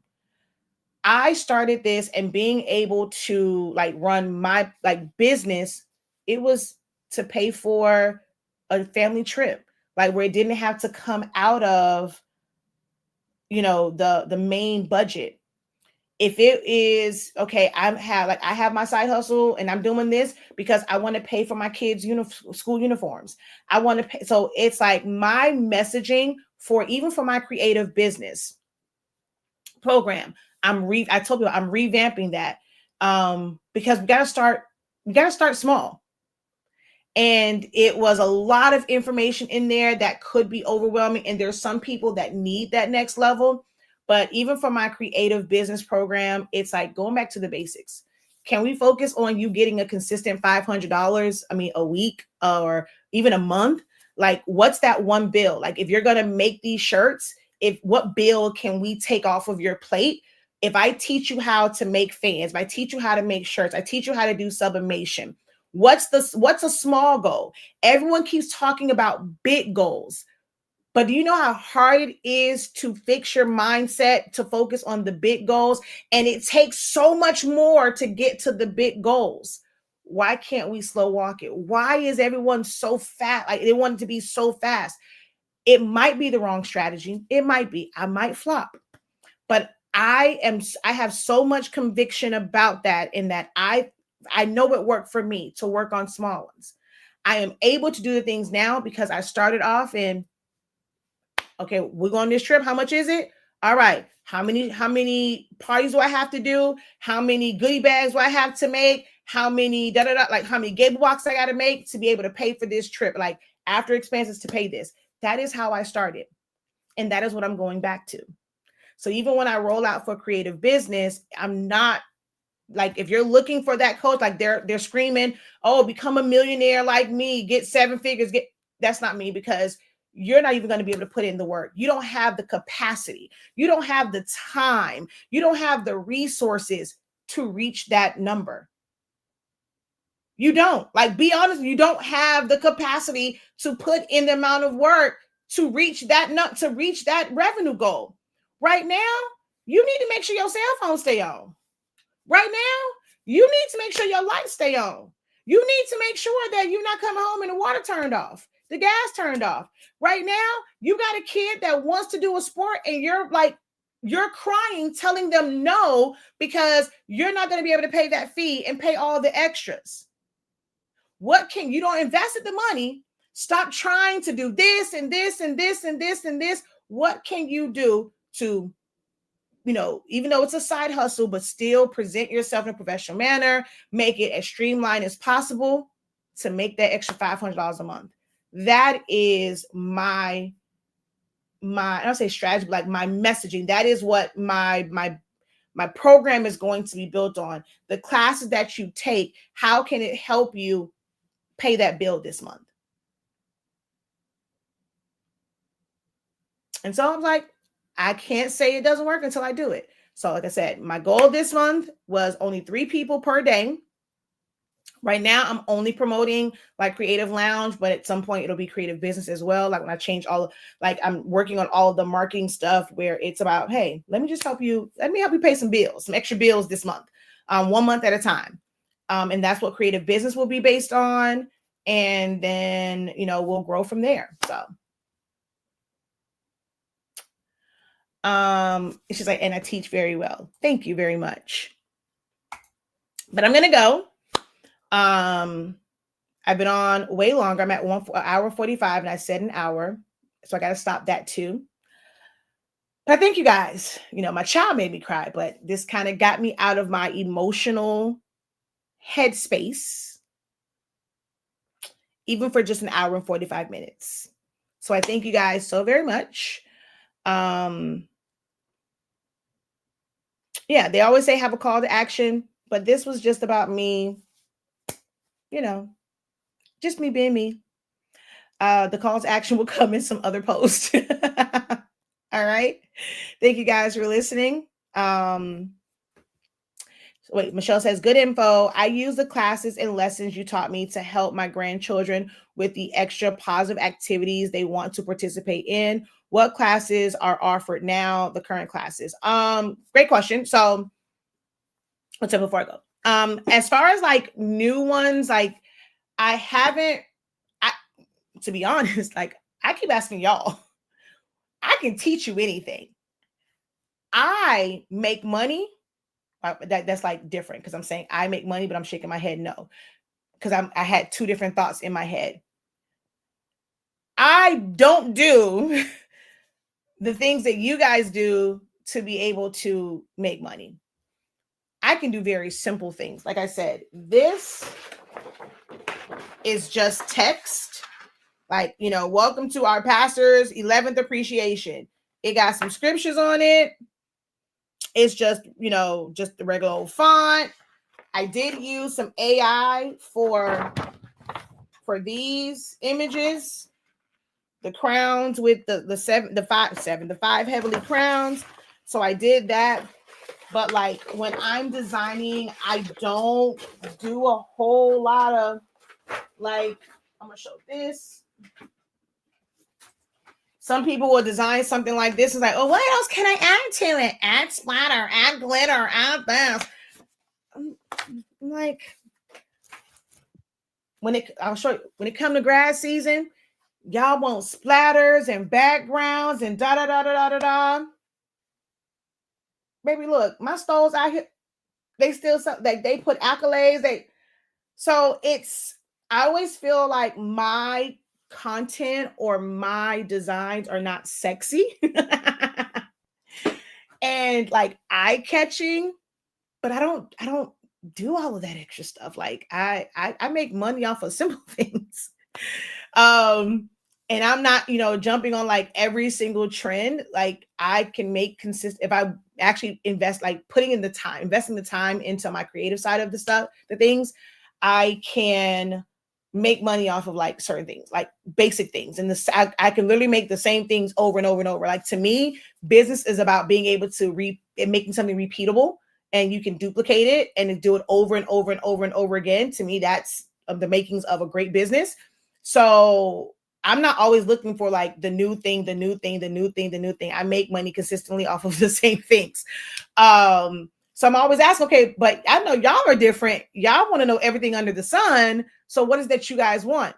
And I don't get a response back, right? I don't really know. And then Yeah, I don't know. Then I don't design the same way. So I don't have a lot of like straight up like classes for certain things. Right now, I'm focused on helping people to become better designers and helping you with your mindset on business as a true startup. Like understanding like how to build out simple systems that are going to be low cost. It's going to take more work, but if you have more time but less money, then you need to just know those resources. So those are my two main focuses right now. Is the creative lounge, and it'll be all sorts of things in there. Kind of focusing on designs and not saying like full on, like it's learning it in bits and pieces. So like right now we're working on pop out. The lineup like for next week is okay. You see all of these, they take this pop out stuff and they're putting it on like all these backgrounds. Well, how do you lay that out? How do you know the right sizing to like, so it's all of the information that you need to really actually design. Like I don't know how to explain it. Like, and that's what I'm struggling at. Like, I've been in this for so long. I don't know how to explain it for crafters to understand, or like that you need to know the design component, like not just the elements and like, okay, it's like, what are you going to do with it? I pose that question. Y'all are doing this pop out stuff. What y'all doing with it? And then some people say, oh, it's a poster. Do you really sell posters? Are you marketing for posters? Like, do you have the market? Do you have the customers that are looking for a post? Okay, what size you gonna make it? Because you designed this on a Instagram, a 9 by. So how you gonna blow this up? You didn't even bother to make it a size. You didn't have a poster size in mind. Okay, if you do a poster, have you thought about how you're gonna print it out? What's that cost? Like, are we designing just because we see it in groups, we see it on social media, or do you have a plan, right? So it's like, I just want to teach design. So that's what Creative Lounge is. It's $25.63 per month.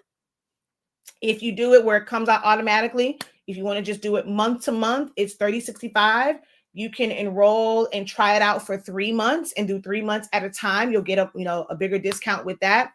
The $20 discount does end after tonight, because it's only while I was doing the pop-up. We do the pop-up effect in Silhouette Studio tonight at 7 p.m. And then come tomorrow, it's going to be back up to $43 for that first month, because there's so much information. The Canva, the Understanding Canva is in there. The Truths About DTF. We've had pro calls, and there's some design challenges in there. There's it's a lot of stuff. I'm just trying to think of like the major stuff off the top of my head. The 12 ways to decorate garments, low cost marketing strategies. Like, there's a lot of content in there already that you can go through. Your mindset quiz. And I'm actually have some more quizzes I'm going to add to it. So there's a lot in there, and it's just $25.63 per month.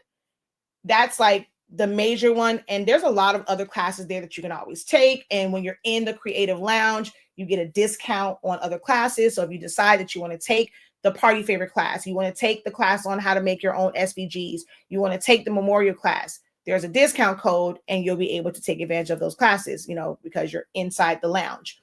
And then if I do now know that it's not going to be, okay, this is all inclusive, I'm still going to do at some point a la carte classes, but you get a discount because you're in the lounge. And then there is the business side of it. We actually have a business check-in on Thursday at 7 p.m. Eastern Standard Time. I will be adjusting the pricing for the creative business one. And then we also have it's once a month. Now that's the lowest cost one. If you just want to see how I teach, it's the print and cut workshop. That right now is $3.65 per month. We do one project a month for print and cut. So we have that one going on, like I said, and then creative business. So those are the three things I'm focusing on now, because I was like trying to teach everything. And it's like, okay, was this class, that class, that I didn't have like things I can really filter, like, guide people to. So it's like, okay, get in the door in our academy on either the design lounge, print and cut, or creative business. And then from there, we're having our talk like, okay, what else do you need? Da, da, da, like we can figure it out from there. But those are the main things. So creative business, we have our check-in Thursday.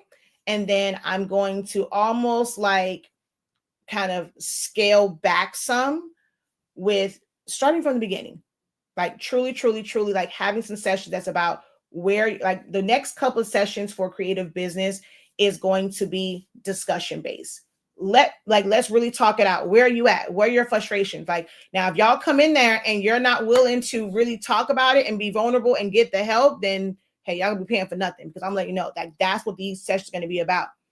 I know where I'm at in business and I have to go to different resources like from where I'm at, but it's like, okay, someone's really willing to listen to you about your business plan and what you have going on, what you want to do, give you some insight. But if you don't speak up, that's on you. So that's what we're doing with creative business. Like I said, we have creative lounge and then the print and cut workshop, because I haven't been doing a lot of stuff with the machine for silhouette, and I think they're the greatest. So that is my way of like doing stuff with the machine and not just the program. Okay.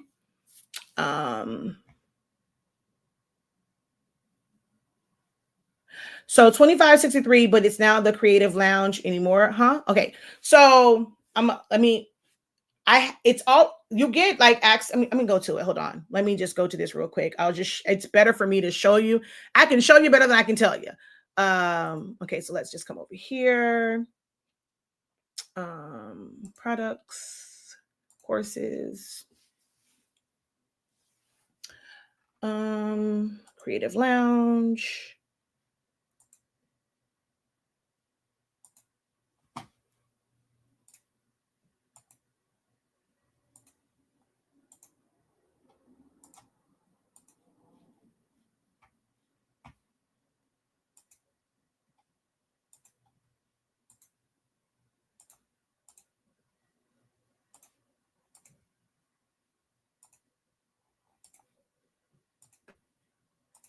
Okay. So I've had the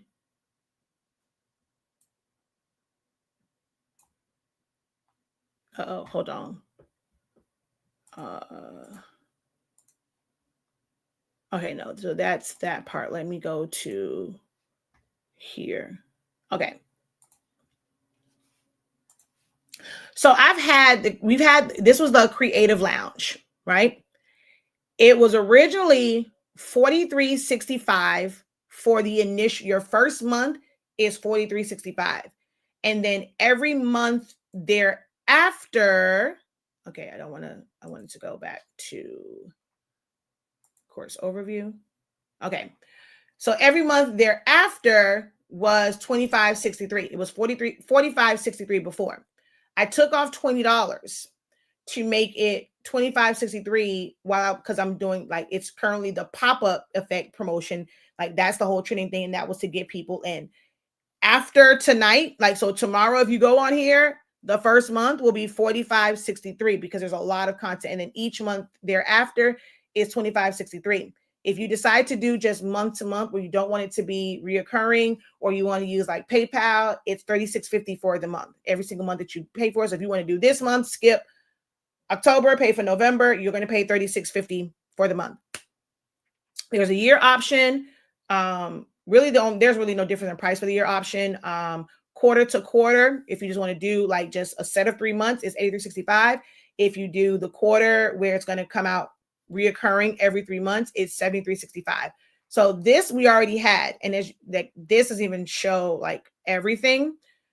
There was so the customized notebook, the composition notebook, that was included in this. And then, well, this was from the one from last year. So that's in there. Like that class, we did it through here. Like I said, this is a year. There's been stuff in here for a year. We had pro calls. So there's pro calls. Those are from like last year. These were well, that's the December one. Okay, no. So design challenges.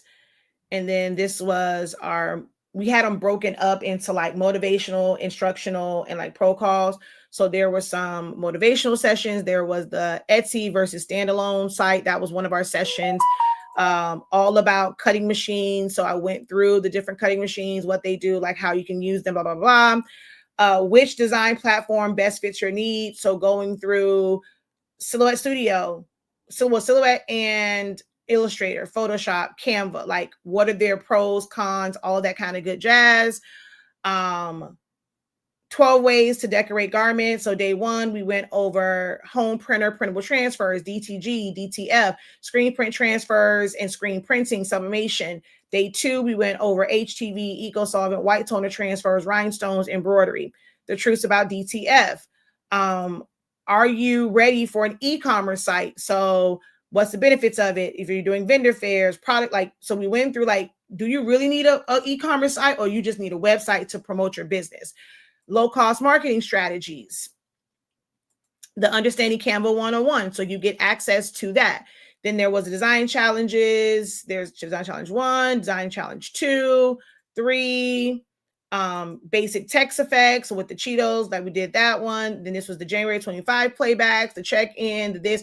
You literally get access to, and you can watch all of these, and then the creative challenge was the customized football. Then there's the March 25. We had the pro call, fix my design. Then now we're on pop out effects and all that stuff. And there's some stuff on here that's missing. I think it's because when on one of these, it's like it has a bunch of links on it because there's some stuff missing on here. And I'm thinking about combining my phone board one with this one as well. So I'm still kind of on the fence about that. But this is all the stuff that's in there right now. And it's like those pro call sessions, absolutely amazing. So this is the one that is currently $25.63 to enroll, and then it'll be $25.63 every month thereafter, or you can just do it 1 month. So even if you just wanted to learn pop out, my classes average $25, more like the $30.65 for like actual classes and up. So you can pay that and then get access to all of this stuff. She's like, being honest, I'm sick of me. I need to get in one place and quit trying to take this class over here and that class over there. Okay, good information. Thank you for taking the time to answer me. You're very welcome. But that's that one. And then I'll go over creative business a little bit later. But, we do have the creative business program. I think right now it still sits at... I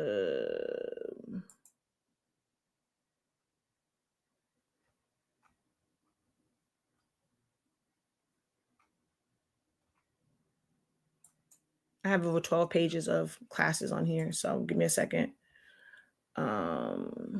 Creative business. Oh no, so it has changed. Okay, I have updated this one.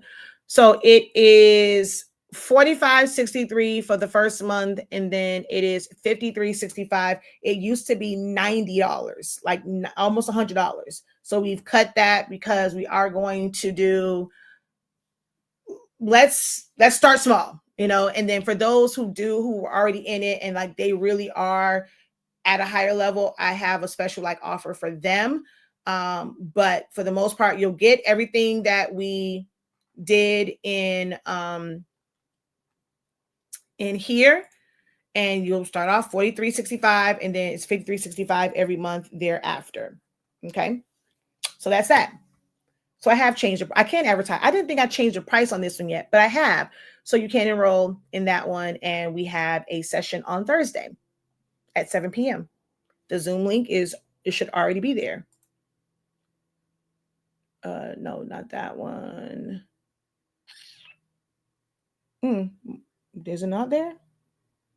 Unless because this is not July. Did I title it wrong? But it should be.